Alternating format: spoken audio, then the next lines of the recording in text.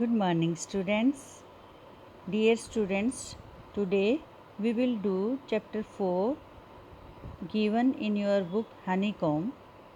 Name of the chapter is The Ashes That Made Trees Bloom.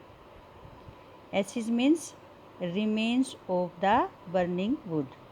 After burning of wood, the matter's remains is called ashes. Okay.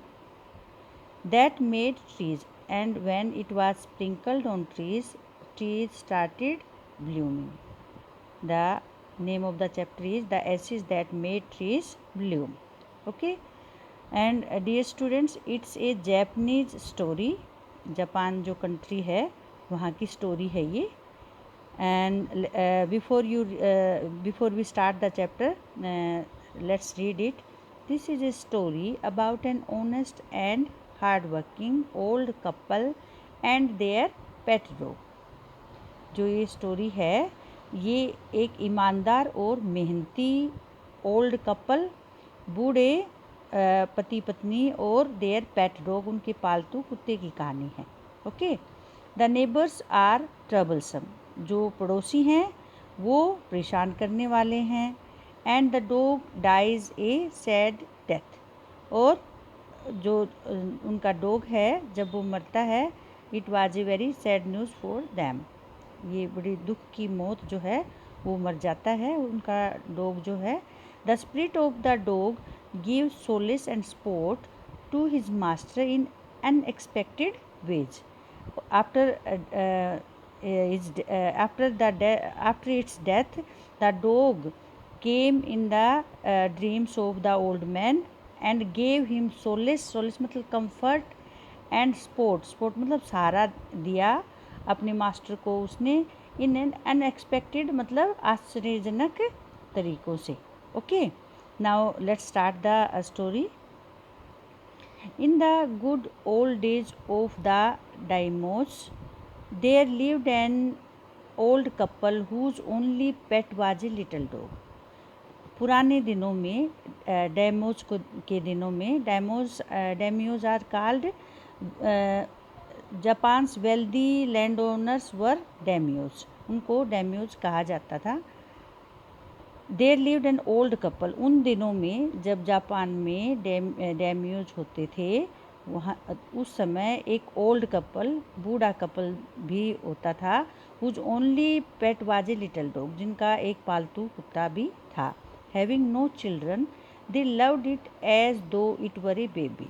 उनके कोई बच्चे नहीं थे, so they loved the dog as it were a baby, जैसे कि वो एक बच्चा हो ऐसे ही उससे प्यार करते थे. The old dame made it a cushion of blue crepe. और जो डेम इयर मीन्स लेडी, जो ओल्ड लेडी थी उसमें कपल जो था उसमें जो लेडी थी उसने उसके लिए कुशन, एक गद्दी बनाई ब्लू कलर के रेशम के कपड़े की, मुलायम उसने गद्दी बनाई. And at mean time Muko, for that was its name. Dog, what was dog's name? Muko. तो थोड़े ही समय में मुको जो है would sit on it as snug as any cat, और वो उसके ऊपर इतने आराम से बैठ गया जैसे कि एक बिल्ली बैठती है आराम से comfortably. The kind people fed the pet with tidbits of fish from their own chopsticks. जो काइंड पीपल, जो काइंड कपल था वो उसको, अपने पेट को जो फिश के pieces, tidbits pieces of food, जो फिश के पीसेस थे वो उसको अपनी चॉपस्टिक्स मतलब जो जापान और चाइना में they use chopsticks to eat their food, तो अपनी चॉपस्टिक से ही वो उसको डॉग को भी खिलाते थे. And all the boiled rice it wanted, और जितना बॉइल्ड राइस उसको चाहिए होता था उतना वो उसको देते थे. Thus treated the dumb creature loved its protectors like a being with a soul. और इस तरह से because they treated him the dog very kindly. The dumb creature, dumb जो बोल नहीं सकता, डम क्रीचर जो डॉग था वो अपने प्रोटेक्टर्स को, अपने पालन करता जो उसको पालते थे उनको एक बच्चे की तरह ही प्यार करता था, ह्यूमन चाइल्ड की तरह। बीइंग विद ए सोल, एक ह्यूमन चाइल्ड की तरह ही प्यार करता था। Okay. The old man being a rich farmer went daily with hoe and spade into the fields. Old man था वो, he was a rice farmer, चावल उगाने वाला किसान था। वो डेली अपनी हो मीन्स कुदाल एंड स्पेड मतलब कस्सी, जो एग्रीकल्चरल इंस्ट्रूमेंट है ये, उनके साथ जो है फील्ड खेतों में जाता था। Working hard from morning until Otentosama, और सुबह से लेकर Otentosama means sun, सूरज had gone down behind the hills until morning until evening, मतलब ओ टेन टू सामा, जब तक सूरज पहाड़ियों के पीछे नहीं छिप जाता था, वो मेहनत करता था, working hard. Every day the dog followed him to work, और हर रोज़ जो है डॉग भी उसके साथ जाता था जब वो काम पर जाता था। Never once harming the white heron that walked in the footsteps of the old man to pick up the worms for the old fellow. Okay. Never once, और कभी भी हार्मिंग, नुकसान नहीं करता था, द वाइट एरोन, जो white heron बगुला जो बर्ड होता है, हेरोन कहते हैं उसको, जो उसके पीछे चलता था, उसके फुट स्टेप्स पे, जो ओल्ड मैन चलता था उसके पीछे पीछे उसके फुट स्टेप्स जब ज़मीन में धंसते थे तो उनमें जैसे वॉर्म्स होते थे, उन पिकअप, उनको उठाते हुए जो हेरोन चलता था, जो डॉग था, उनको कभी नेवर वंस हार्म, उनको कभी नुकसान नहीं करता था। For the old fellow was patient and kind, क्योंकि जो ओल्ड मैन था वो बहुत धैर्य वाला और दयालु था and everything that had life, और वो काइंड टू एवरीथिंग, जो मतलब जिसमें जीवन था वो हर चीज़ के लिए काइंड और पेशेंट था। And often turned up sod on purpose to give food to the birds, और कभी कभी तो वो जानबूझकर, इंटेंशनली, ऑन पर्पस मतलब इंटेंशनली, अपनी इच्छा से टर्नड अप सोड, उस ज़मीन को पलट देता था। टर्नड अप सोड, जो नीचे घास फूस वाली ज़मीन होती थी उसमें गड्ढा बना देता था, to give food to the birds के फूड के लिए, ताकि they can pick up the worms, कीड़े मकोड़े निकाल सके। One day the dog came running to him, putting his paw against his legs and motioning with his head to some spot behind.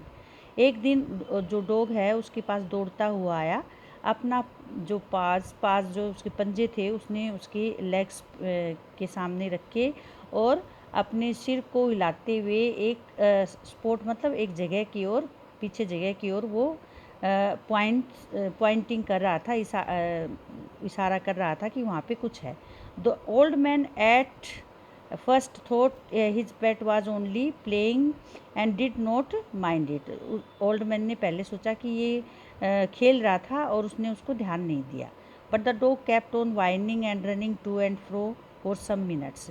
लेकिन जो डॉग था वो जैसे स्ट्रेन साउंड्स करता रहा और इधर से उधर दौड़ता रहा उसका ध्यान खींचने के लिए। Then the old man followed the dog a few yards to a place where the animal began a lively scratching.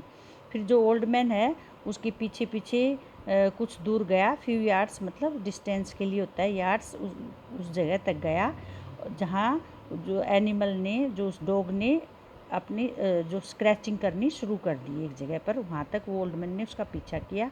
Thinking it was possibly A buried bone और बिट ऑफ फिश, ये सोचकर कि इसके नीचे जो है कोई या तो बोन दबी हुई है या कोई मछली का टुकड़ा है। The old man struck his hoe in the earth, old man ने अपनी कुदाल से उस ज़मीन को खोदा।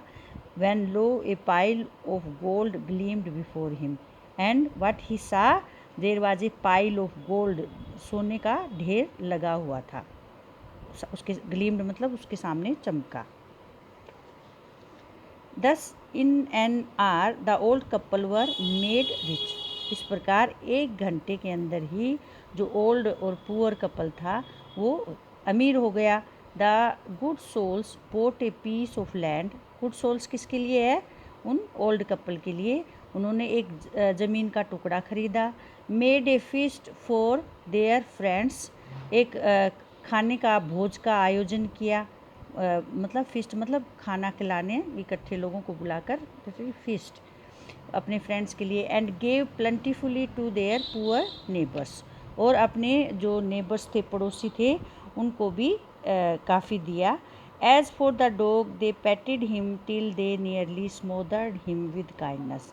और अपने डॉग को वो इतना प्यार से रखते थे कि जो डॉग था वो भी nearly smothered him with kindness, उनकी काइंडनेस से वो उसको भी परेशान कर देते थे। दे नियरली स्मोदर्ड हिम, उसको भी इरिटेट कर देते थे विद काइंडनेस, अपनी दयालुता से। Okay, now in next video.